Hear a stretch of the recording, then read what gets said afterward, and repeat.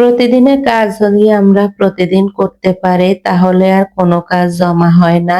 আসসালামু আলাইকুম, সবাই কেমন আছেন? আলহামদুলিল্লাহ, আমি অনেক ভালো আছি। আজকে ভিডিওটা আমি একদম সকাল সকাল থেকে শুরু করে দিয়েছি। আগামীকাল যেহেতু বাড়ি থেকে আসলাম, অনেকগুলা জামা কাপড় অপরিষ্কার নিয়ে আসলাম। ধোয়ার কোনো ব্যবস্থাই ছিল না। বাসায় আসার পরে সবগুলা জামা কাপড় ধুয়ে দিলাম। লাকেশটা খোলা হয়নি, লাকেশটা আজকে সকালেই খুলছি। যেটা রোদ্রে দেওয়া সেটা ভালোভাবে রোদ্রে শুকিয়ে তারপরে আলমারিতে রাখবো। আর যেগুলি ধোয়ার সেগুলি ধুয়ে একদম ইস্ত্রি করে নিব। তো যাই হোক, অনেক কথাই বললাম, বলতে বলতে একদম সকালে নাস্তার সময় হয়ে গেল। তো নাস্তাটা বানাইতেছি, আজকে পরোটা বানাবো।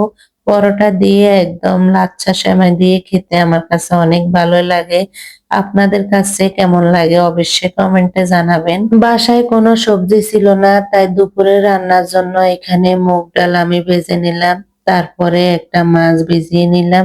মাছের মাথাটা দিয়ে আজকে মুগ ডাল রান্না করব।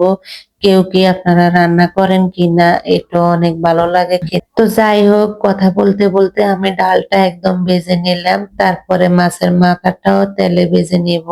একটু তেলে ভাজা হলে খেতে ভালোই লাগে আমার কাছে, আর গন্ধ লাগে না। কার কাছে কেমন লাগে অবশ্যই বলবেন।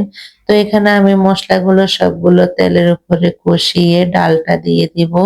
ডালটা একটু যখন 80% সিদ্ধ হয়ে আসবে, তখন আমি মাছের মাথাটা দিয়ে দিব। ডালটা আমি ভালোভাবে ধুয়ে পরিষ্কার করে একদম মশলার উপরে দিয়ে দিলাম। তারপরে একটু নেড়ে ছেড়ে ঝোলের পানি দিয়ে দিছি। তারপরে মাছের মাথাটাও দিয়ে দিছি। রান্নাটা বেশ ভালোই লাগছে। তো কিছুদিন আগে তো রমজান ছিল, তাই আর ফ্রিজটা আমি পরিষ্কার করিনি। ফ্রিজে অনেক বরফ জমছে। তা আজকে যেহেতু সময় পাইলাম, তা আজকে ভালোভাবে ফ্রিজটা পরিষ্কার করে নিলাম। ভিডিও শুরুতে যে বললাম, কাজ যদি ফেলে রাখি তাহলে অনেক কাজ জমা হয়ে যায়। প্রতিদিনের কাজ প্রতিদিন করে নিলে আর এত কাজ জমা হয় না। তো ভালোভাবে সবগুলো পরিষ্কার করে দুপুরে খাওয়া খেয়ে একদম হাজবেন্ড আর মেয়েকে নিয়ে চলে আসলাম মার্কেটে। মেয়েকে বললাম যে ঈদের পরে তার শু কিনে দিব। ঈদের চাপে আর শুটা কেনা হয়নি। তাই স্কুল খোলার আগে ওর বলেছিল যে শুটা কিনে আনার জন্য। তো 7 তারিখ যেহেতু স্কুল খোলা, তাই আর দেরি না করে আজকে চলে গেলাম মার্কেটে। ওর জন্য শু নিয়ে আসলাম। তো আসার সময় একটু কোকারিজ দোকানেও ঢুকলাম। ওখানে একটা টি কেতলি আমার অনেক পছন্দ হয়ে গেল। তো ওটাও নিলাম।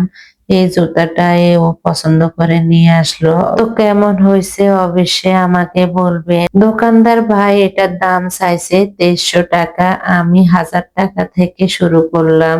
তারপরে আমি 1500 টাকা দিয়ে এই জুতাটা নিয়ে আসলাম। এখন কি বেশি হয়েছে না ঠিক মতন দাম হয়েছে সেটাই বুঝতে পারিনি। তারপরে এই কোকারিজের দোকান থেকে আমি এই কেতলিটা নিয়ে আসলাম। এই কেতলিটার দাম 1700 টাকা নিছে। আপনারা তো সবাই কিনেন, অবশ্যই আমাকে বলবেন আমার থেকে কি বেশি নিছে। আমি ওই দোকান থেকে সব সময় কুকারেজ আইটেম গুলা কিনি। সাথে একটা প্রেসার কুকারও নিলাম। এটা আমার জন্য না, আমার বোনের জন্য। তো কেমন হয়েছে অবশ্যই আমাকে বলবেন। তা আজ এই পর্যন্তই। আল্লাহ হাফেজ।